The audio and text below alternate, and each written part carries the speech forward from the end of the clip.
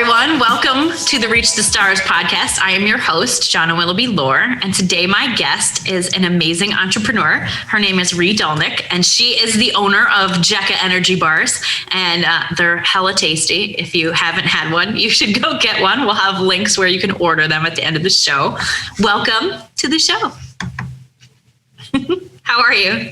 Hi, Jana. How are you? Thanks for having me. I'm good.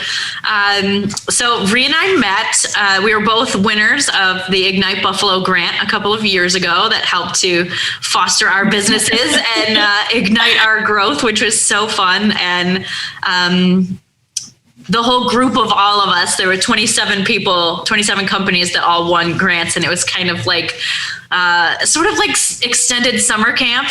Sort of, it was like we had our kind of graduating class and we were all, these business owners who all got to know each other because we all won these grants together, and they did all these collaborations and press events. And it was really pretty special to be part of that, especially because it's the only time they ever did it. So it was like a really special thing.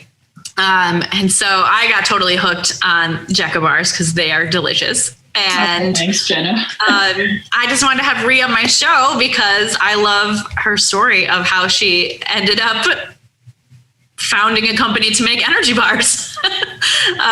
So do you want to tell everyone a little bit more about you and how you got where you are today? I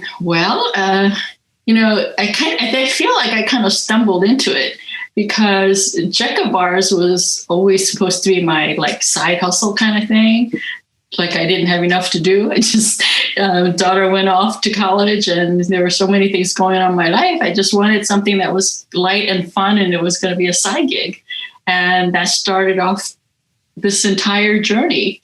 And we're to a point where now it's my life, like 100%, maybe more. But you know how that goes, right, Jana? Yes, exactly. So can you tell everyone a little bit about what you did with your life before you even thought of starting JECA Bars? Like, what did you do when you're in your previous life, right? So I'm going to go all the way back to college because it actually has a role in what I do now. So while I was going through college, I was working part-time as a sous chef because one of the things that I really loved was food and cooking. And, I used to bake all the time when I was a kid and stuff. So that was like a natural way to make some extra money to support my college tuition and so forth. Beyond that, I went into science and spent the 20 plus years of my life working as a cancer researcher. And through that whole process, I was still really involved in food.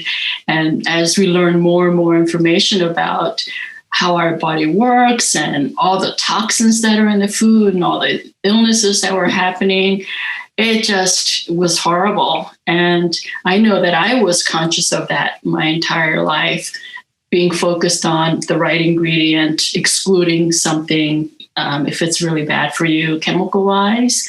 Mm-hmm. So, moving into this energy bar was kind of a fluke in that the kids were eating this kind of stuff all the time. And then when I needed something, I figured, well, all these people are eating energy bars. I'm going to try some and see if it could make my life easier. And it was horrible. I mean, a lot of them really taste like sawdust.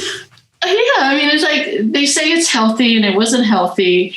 It was like glorified candy and it was loaded with preservatives and sugar and just all kinds of really awful stuff. And just as I kept my daughter from eating Lunchables when she was really little, I was seeing all these kids eating energy bars that were just as bad. Mm-hmm. So I figured I was going to make some homemade and for myself, and it just took off from there. So it just combined my, what I knew about what we shouldn't be eating, and combining that with how to make really good food to create this bar that was going to be convenient, that I can enjoy and I could give to my friends with no guilt, could share with my family. And that was the beginning of JECA Bars. So for people who have no idea and just eat whatever is around them, what kind of things do you purposely put in your bars, and what kind of things do you avoid for people who are not like super nutritious conscious but might want to be after listening to this episode? Right. So it's not very complicated, really. I mean, you just have to think about what kinds of whole foods are you going to eat. And I don't mean it has to be like vegetables all the time or anything like that, but like certain things are really good. Like we know that oats are really good, right? Because not only is it whole grain, it gives you dietary fibers and, you know, all kinds of really great stuff comes from oats. Fruit. Okay, it's hard to put fresh fruit into a bar. You're just going to have a mush. But if you get dried fruits without any kind of chemicals like sulfur and things like that that are in the dried fruits as preservatives, if you get the fruits that don't have all that, it's fine. And the upside to that is you get the sweetness, you get the dietary fibers, you get the minerals and all the benefits of the fruit. And you don't have to use sugar, table sugar. And actually the kinds of fruits, sugars that are in the fruit is different than table sugar. Yeah. And our body processes it differently. And it's sweeter than table sugar, so you could use even less. Mm-hmm. And nuts. Everybody knows how good the nuts are for you. You get all kinds of minerals and protein and vitamins. And again, if you get the kind of nuts that don't have preservatives or extra salt or, you know, all this stuff, you know it's good for you. So these are all the kinds of things that you're going to have in your pantry. So if you eat in the whole food kind of way with ingredients that are minimally processed, you're going to be fine. And those whole foods really fill you up, so you don't really overeat either. So then that portion control comes in. So that's it. Yeah, I mean, I'm sure pretty much everyone who's listening to this at some point in their lives has had one of those little tiny Quaker granola bars, right? They're like yay big, 100 calories. You could eat like 5,000 of them and still not feel full, right? Right. So the main difference for me between those and your JECA bars is that the JECA bar is only about this big. So I think there may be 300 calories on the ones that have more nuts in them. But because of what they're made out of, and they're just so filling. I mean, I'll eat one of those and I'll be good. It's for several hours. And in a way that eating something that it looks like a granola bar, but it's full of chocolate and stuff like that. You eat it and your body burns up that refined sugar really fast. And, you know, then you're stuffing more snacks in your face a couple hours later. So I always try to have JECA bars in my office to keep me and my employees going strong while we're making stuff up here in the studio. I actually don't have any today because we ate them all because they're so good. Yeah, thanks, Jana. Yeah, they're that's the thing. It's really actually perfect to hold you over for 2 to 3 hours. It was never created meant to replace a full meal. But there are so many, instances when we're working, when we're out and about, when we're driving, where you can't really have a nice home-cooked, healthy meal. Mm-hmm. In which case you want to have a go-to grab and go that's going to give you that kind of value for that time until you get to your meal. Yeah. So it's perfect for that. Yeah, and especially like as a mompreneur, I'm always like out and about. I mean, obviously pre-COVID, I was out and about a whole lot more than I am now.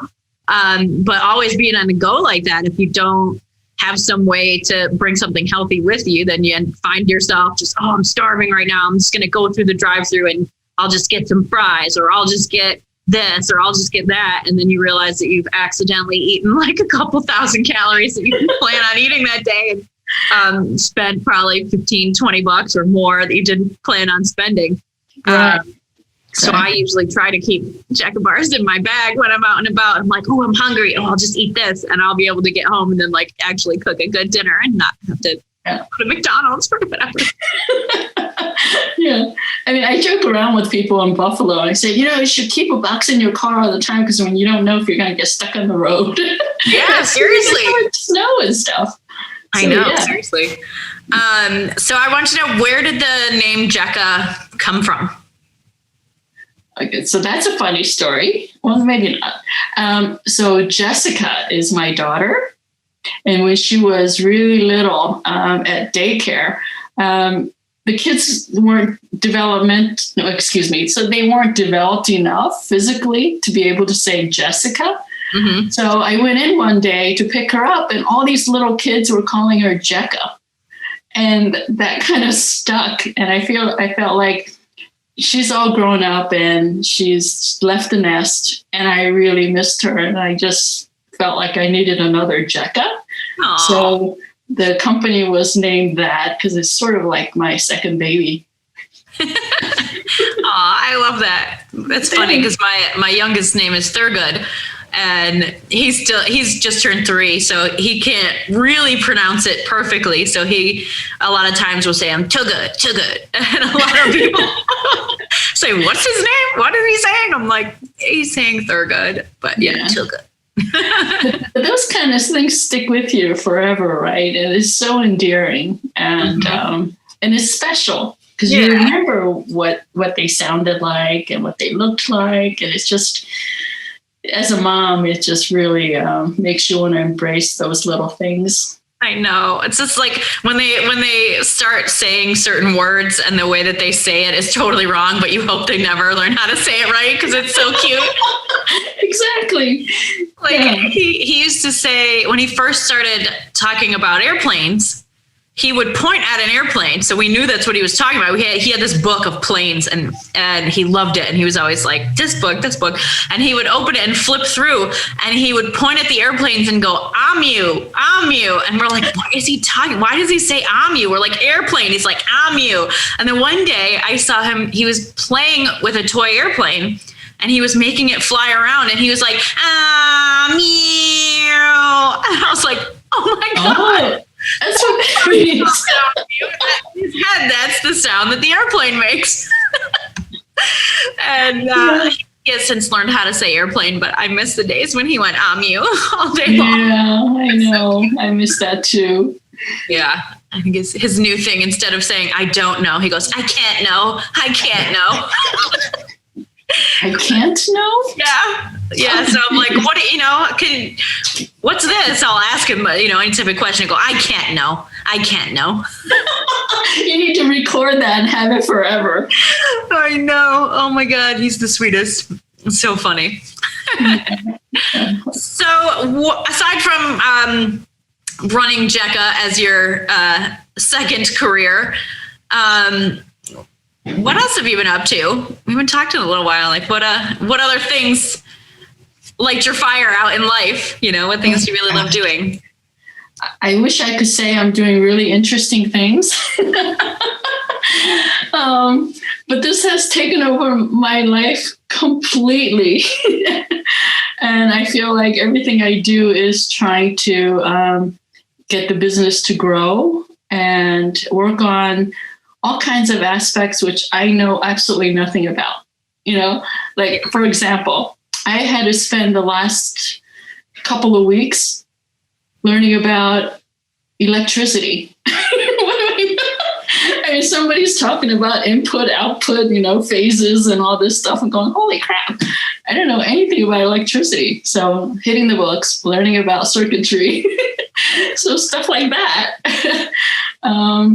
So unfortunately, it's that. I know. So I speak Korean. I'm Korean. I was born in Korea.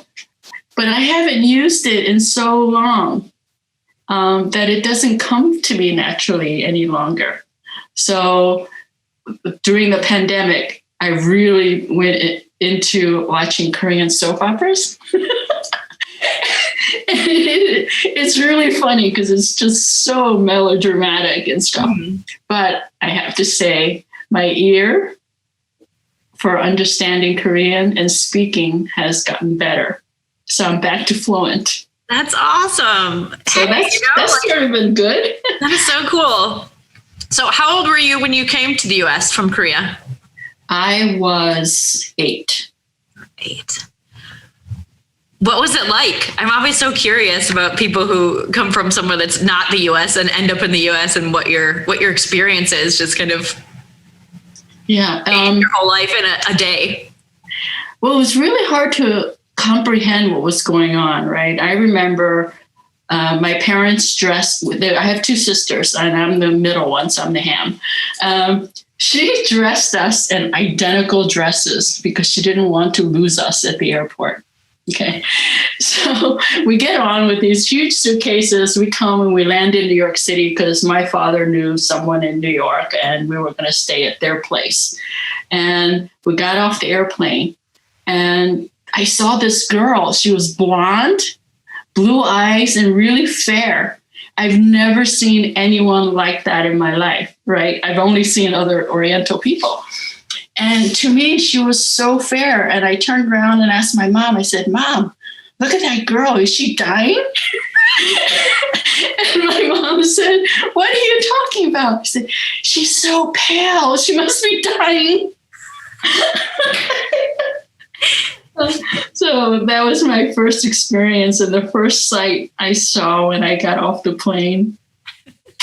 And then we stayed in this, I think they were, I'm not really sure, but I know they were row houses. I don't think they were brownstones, but there was unlimited supply of bananas. And I just went nuts.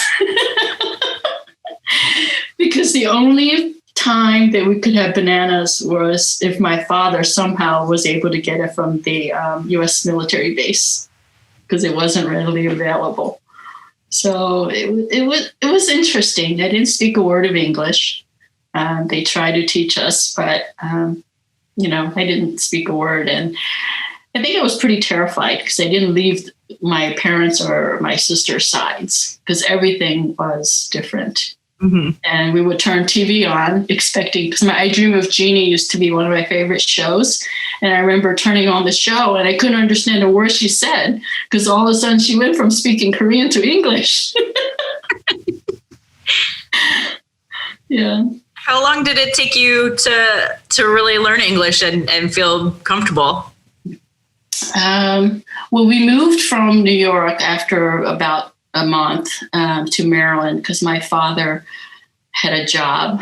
And so we came there. Once I started school, I think it took about 6 months. They had me in the English as second language program. Mm-hmm. So we had to go through, we were pulled out of classes and we had to go through that. And, they used to show us flashcards and show words and things like that. But it's like learning by thrown into the fire, right? You talk to other kids, and when you're that little, you're not self-conscious, so you just keep blabbing until you could speak, which is what we all did. My older sister, who was 10, she still has an accent when she speaks English. Mm-hmm. But for myself and my younger sister, no, we don't have an accent. That's so cool. I always love hearing people's stories of just coming from somewhere that's totally different from me, and just say, because there's a lot of people who have no idea what the world would be like if bananas were not readily available. That just doesn't occur to them that they could just go to the store and get stuff anywhere.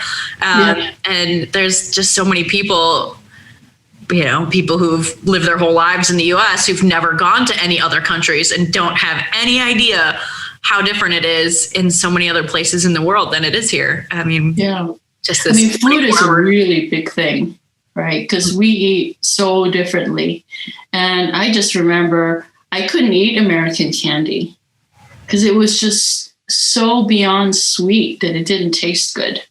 Mm-hmm. It took a while. And then, of course, I loved it. But initially, the first time, it was like, ooh, it's just so sweet. So, yeah. Do you think that coming from Korea and having just this totally different idea of what food should taste like as a kid has helped to influence you starting JECA Bar at all, and your love of cooking and stuff like that? I definitely do. So at least in my parents' generation and me growing up with an older generation, there was not a lot of hugging and kissing and warmth and telling you that they love you. They just don't do that. That's not part of the culture. Mm-hmm. But one of the ways that they really show how much they love you and care for you is by through food. right? They're always putting out this huge homemade dinners. My mom cooked everything from scratch. She was a wonderful cook. And so like we all came together, no matter how busy or awful, we all had to sit down and eat these meals because it was the one time we could all come together. And she put a lot of effort to cooking all this food. And she didn't grow up eating processed food. Mm-hmm. So even though she couldn't find all the ingredients in the American grocery stores, she bought what she could that was the closest to what we could find in Korea. And then she made do with the ingredients that she had. It was always really good. So I grew up eating everything from scratch. And I think because of that, when I eat processed foods, I could taste all the chemicals. Mm-hmm. I don't like it. And so as soon as I was able to learn to bake and all these things, I started doing that all from scratch. And that way I could control how much sugar I added and all these things. So I'm positive that my background influenced me going in this direction with food and just being so focused on that and that whole concept that food is for enjoyment, not for the whole sake of health benefits. So even though you have that, first and foremost is food is for enjoyment and that sharing of fellowship and love. Mm-hmm. That's the center of food. And that's how I've always approached it. I think that's awesome. So when you were doing cancer research and you were working obviously full time and, your kids are in daycare, how did you navigate the role of being a mom that was working all the time? And were you still like cooking all the meals from scratch, or did you I'm always trying to get tips from anybody who was better at it than me. Yeah. So I think I was fanatical. I think I was crazy. It was absolutely nuts. Right. Yes, but I still did cook from scratch. I used to plan out meals for the entire week. And so when we went grocery shopping, I knew I had all the ingredients because, even if you want to cook, if you don't have the ingredients, you're going to not want to run out. It's just a big mess. Mm-hmm. So I had to be super, super organized. So I had lists and lists and lists, and that included meals. So since I had the entire week planned, I could be very efficient about changing up different kinds of food every week, every day, so that there's not overlap. And if possible, I would make something to be able to make 2 meals so that one day we eat something fresh the next day, and the third day reheat the one from the 2 days ago, that kind of thing. And that worked out really well. My daughter hated it. That she wanted, oh my gosh, she wanted to go out. She wanted to get Happy Meals, and she wanted me to pack her like peanut butter and jelly. And sometimes I would pack her peanut butter and jelly, except it would be my homemade peanut butter and my homemade jam. It's just like, she just wants regular Jiffy peanut butter, that kind of thing. So it was an interesting thing to do. But looking back, I'm really glad I did it. Mm-hmm. It took a little planning, but it's not as much planning as people think, and certainly it's cheaper and you're getting better stuff. Mm-hmm. Yeah, it's funny when my first baby was little, when he was first, just 5-6 months old, going to start eating baby food, I was like, oh, I'm going to be like this perfect gung-ho mom, and my kid's only going to play with toys that are made out of wood, and there'll be no plastic in my house, and I'm going to make all of my organic baby food. And I made all this baby food. I just saw my Facebook memory was a picture of all this baby food that I'd made for him. That was like all of these like pureed greens and steamed carrots and fruit and all this stuff. He would never touch a single bite of any of it. I actually still have some of it in my freezer because I'm like, someday I'm just going to thaw it out and throw it in a smoothie. He's 5 and it's still in my freezer. Oh my God, it's hilarious. And I'm like, it's gotta still be good. It's been in the back of the freezer. I think it's okay. But it's just funny that for me, before I had kids, I had all these grandiose intentions, like, oh, I'm going to be like this kind of parent. And then when I actually was putting it into practice, I was like, this is not working at all. Yeah. So you do have to make compromises, and you try to do this as the best you can, right? Mm-hmm. But there's just going to be times when you cannot. And there's nothing wrong with grabbing a Happy Meal, and because there's just no way that you're going to get to that. Yeah. But at least we're all going to sit down and eat together, right? Yeah. We do try. So the wins you can. We do try to do that. It's just so tricky. I mean, I like cooking. I really love cooking. And between when I got married and when I had my first son, I made it a point to figure out some kind of exercise that I really liked doing that was fun for me. Mm-hmm. And I got really good at cooking and was tracking all of my food that I was eating. And I lost like 40 pounds and was like in the best shape of my adult life. And then I got pregnant. And as soon as I got pregnant, my son was just like my husband in utero. And he was just like, vegetables. Ugh. And I would not eat any vegetables the time I was pregnant. And I had these like insane pregnancy cravings for stuff that normally wasn't something I would want to go eat. I mean, I was eating so healthy that I would eat carrots and say, oh, these are so sweet before I got pregnant. And as soon as I got pregnant, all I wanted to eat was chocolate milkshakes and fried chicken every single day. And I like had to have a chocolate milkshake every day, a big one.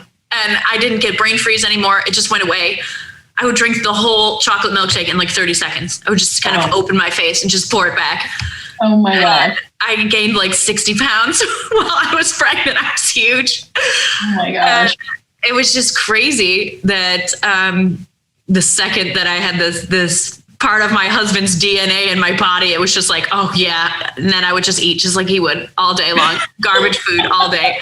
I don't even know how he's still even remotely healthy because of the garbage food that he eats all the time. And I'm still trying to get back to it. My son is 5 now. And my youngest is 3. And I'm still trying to be like, oh yeah, I gotta cut out some of this junk food. And it's just so tough when there's junk food around the house. And I love cooking, and I'll make really good, healthy dinners for me and the kids won't even take a bite. They won't even touch it. Oh. And then I'm like, well, I guess you're going to have yogurt for dinner again because I'm not making 2 dinners. And so sometimes we have chicken nuggets because that's what they'll actually eat because I don't want them to eat sugary yogurts for every day. But right. Yeah. You got to pick your battles, and you can't force a kid to eat if they're not going to eat. You know, I'm not going to be that parent that says you can't leave the table until you finished all of this food. And I don't want my kids to have like a negative relationship with food and being forced to eat when they're not feeling like they want to eat, and that kind of thing. I think that's a really kind of, I don't know. I guess that's like an American tradition is like you're sitting at the table and you're eating all your food, and I don't want my kids to have that association, but I also don't want them to eat cookies for every meal. I know. I mean, every family is so different, and every child is going to be really different, and within that umbrella, you have to pick and choose how things are going to work out for you. And also, you can't spend 100% of your time trying to figure out what your child is going to eat. I mean, you're so busy yourself with your business and so many things that you do. I mean, it's really impressive how much you are doing. So it's nice to hear that. Sometimes when you're on the inside of the family and you spend so much of your time doing things that are not, things that are typically expected of a mother, cooking and cleaning and keeping the house together and doing all that stuff. And it can be difficult not to feel guilty for time that you're spending doing something that you love doing that's not necessarily officially taking care of the family or taking care of the kids. And I'm glad that I have figured out a way to do something that I love with the majority of my day. But it can be tough to kind of fight back against those stereotypes of this is what, is expected of a mom. And it's so many things that are not expected of fathers.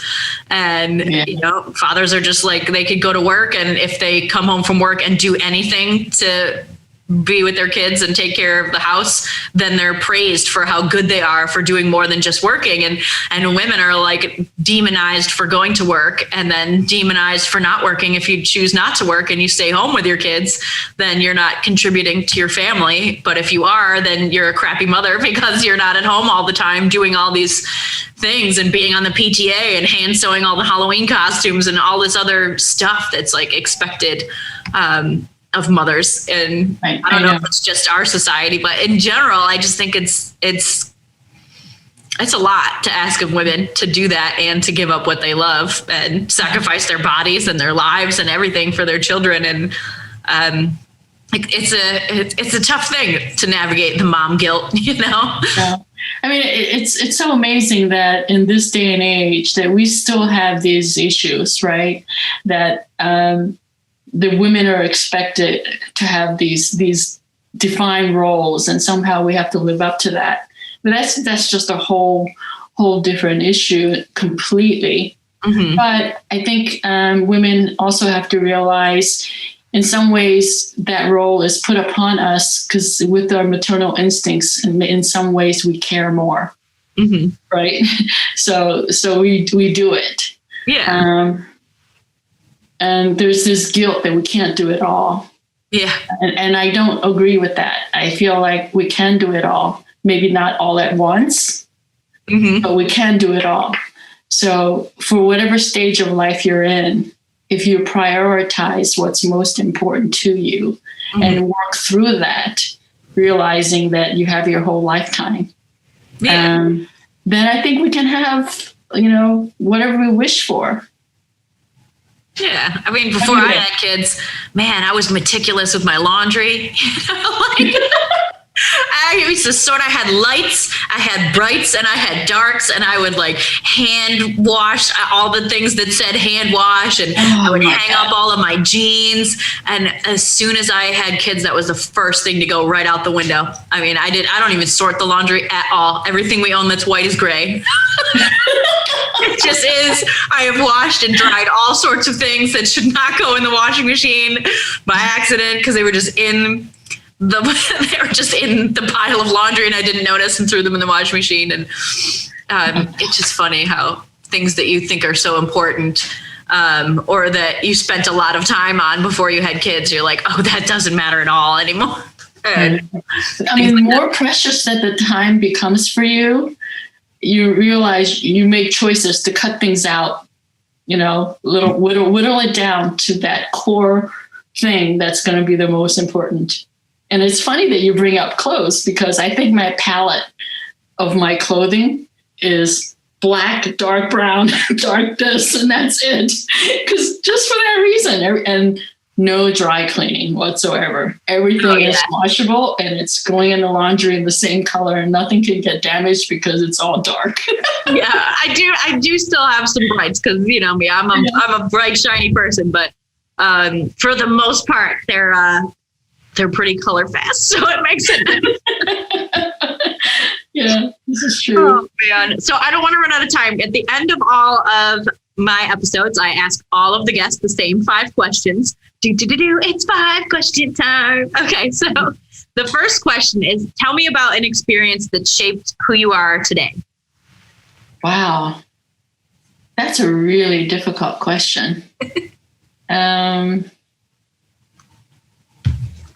Okay, so I was really, really shy when I up through middle school, mm-hmm. and even through high school. And talking in front of people was like, it's terrifying to me. I'd rather die than do that. Somebody put me in the grave. But I remember going through, and right after college, I was working at Johns Hopkins. Mm-hmm. And I was a student there going through a program, and I had to present to the lab group what I've been doing. Because every 3 months we used to have a meeting of a bunch of people, and And I knew they were big people. And here's me terrified. I had to do the lab presentation, 45-minute talk with 15-minute answer question. And I was terrified. And I asked my director, please, please, please, please don't do this. And he goes, oh no, you'll be okay, Ree, you're going to do this. I went in and I was the most god-awful presenter you can imagine. My voice shook for the entire time. I don't even know how I got through it because my voice was shaking so badly. I don't even know how I stood there. And then afterwards, I cried my eyes out. I went to the bathroom, cried my eyes out. And I came back out, and this man was standing there. He goes, oh, you had a rough time. He said, yeah, I did. And he said, well, let's just go have ice cream. So we walked down to Fells Point and had ice cream, and I felt much better. He asked me if I was better. I said, yeah. And he goes, good, because you're going to do it again next week. Said, oh my God. And he made me do that 3 times. And by the end of it, I think I felt he made me realize, yes, I can do this. Mm-hmm. He encouraged me to go to grad school, get things done, and to move on. So I feel like without his help, I don't know what I would have done. But working with him and forcing me to present my research to this group of pretty powerful people gave me the confidence that I could go on and pursue research and do that. So I think that was really pivotal.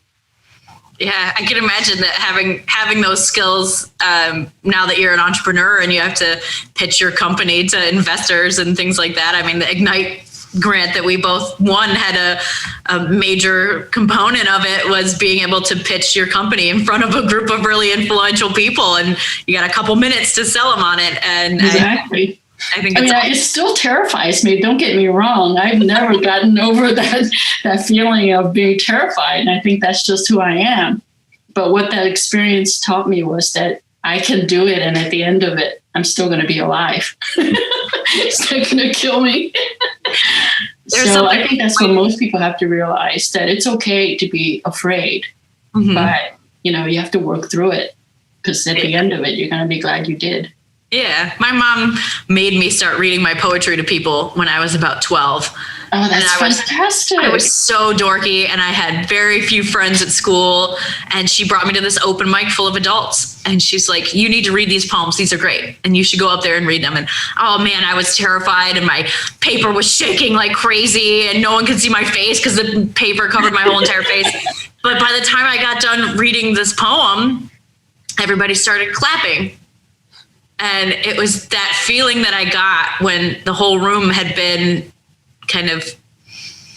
I had the attention of everyone, and they thought that what I had to share was awesome and worthwhile. And I was like, oh man, and I got hooked on that feeling right away. And I'm just so grateful that she made me do that when I was 12. And now in my life, I'm way more comfortable on a stage with a microphone in front of a whole bunch of people than I am like at a party when I'm kind of in a room with a bunch of people, but I'm not on the stage. It's so funny. Yeah, those are really different skill sets, right? Yeah, that she told me at the time when I said, oh, I'm so nervous. She said, the only difference between nervousness and excitement is fear. That's not easy to overcome, though, So for some people, they can. But if you're not one of those people, you can still do it, but it takes effort.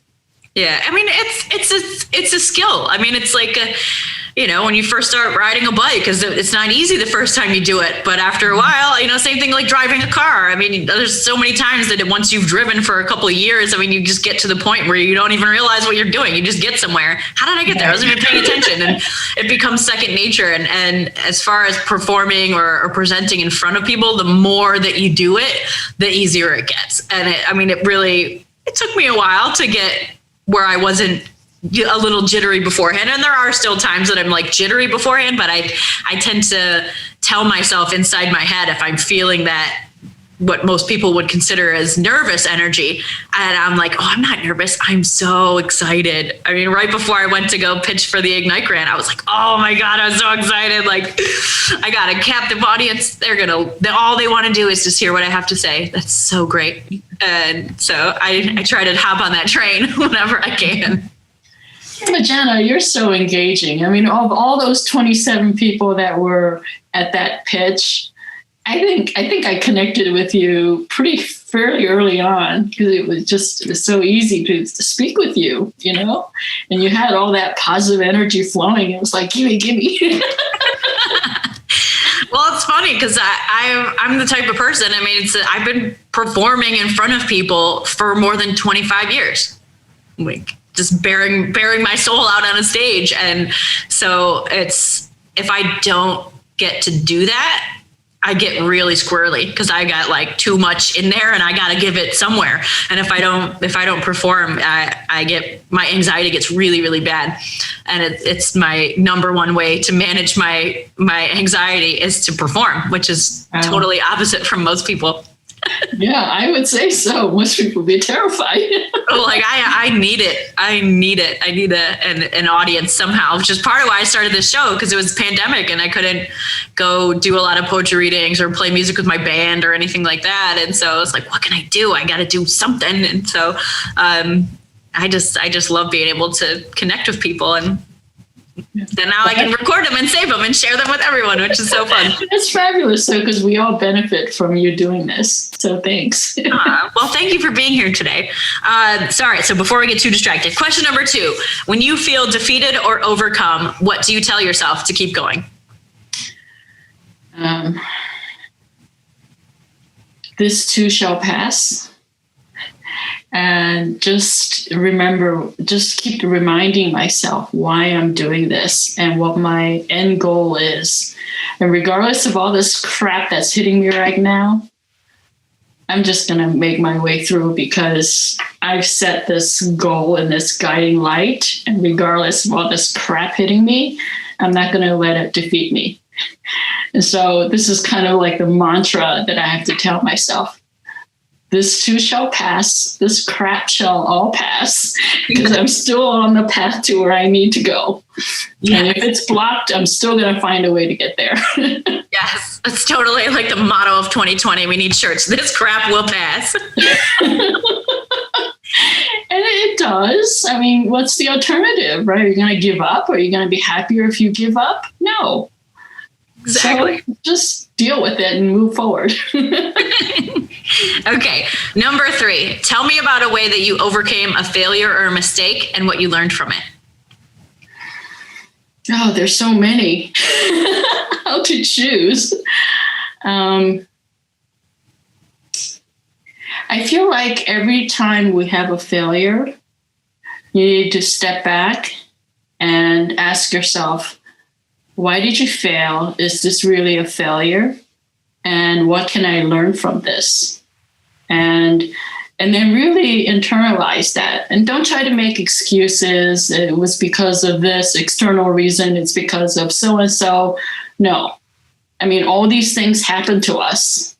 But how we react and how we respond is completely in our control. Mm-hmm. So once you can, if you figure out why these things happen and what you learn from it, then you can make your next decision. Mm-hmm. And everything is in small bites.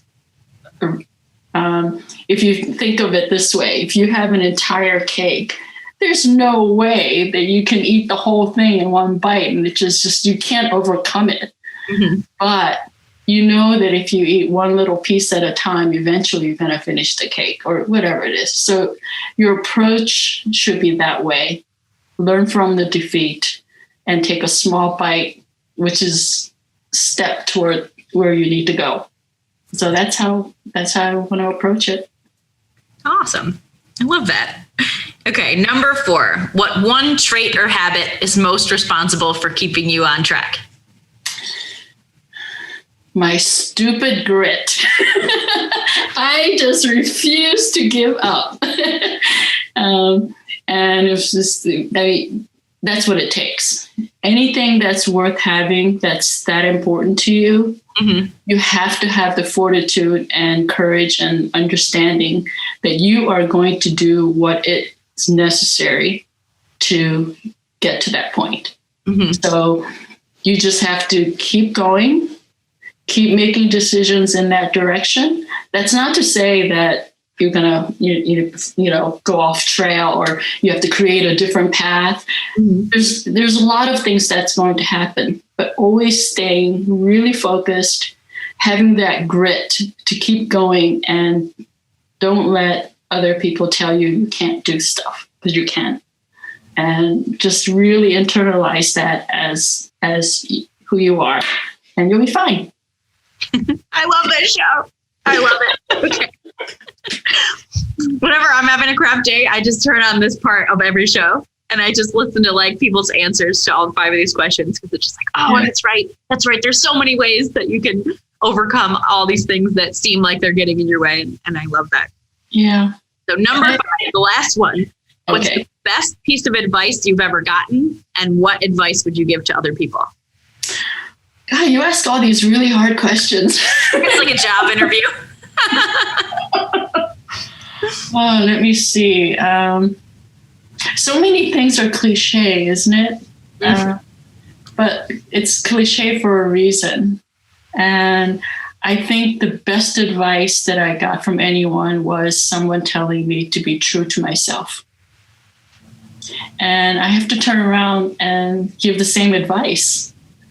Because if you do anything that's not true to who you are, failure is higher for whatever that may be, and happiness is less. So if nothing else, you always have to be really be true to who you are, and just follow that core.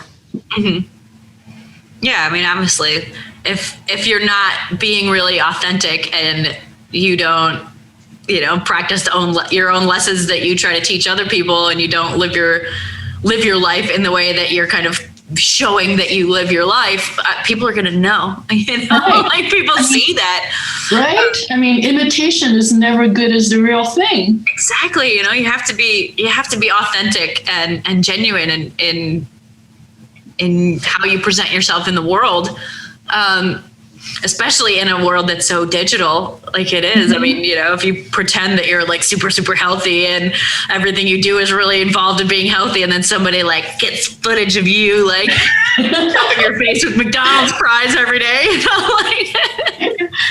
People think of so many things as being binary. This is good, this is bad, this is healthy, this is unhealthy. But it's not. The whole world is really gray. Yeah. And from all that grayness, you have to figure out which shade you are. Right? Exactly. I love that. I mean, everything in moderation, right? Yeah, it is. Yeah. And be kind to yourself. You just, we're not perfect. We're going to make mistakes. That's fine.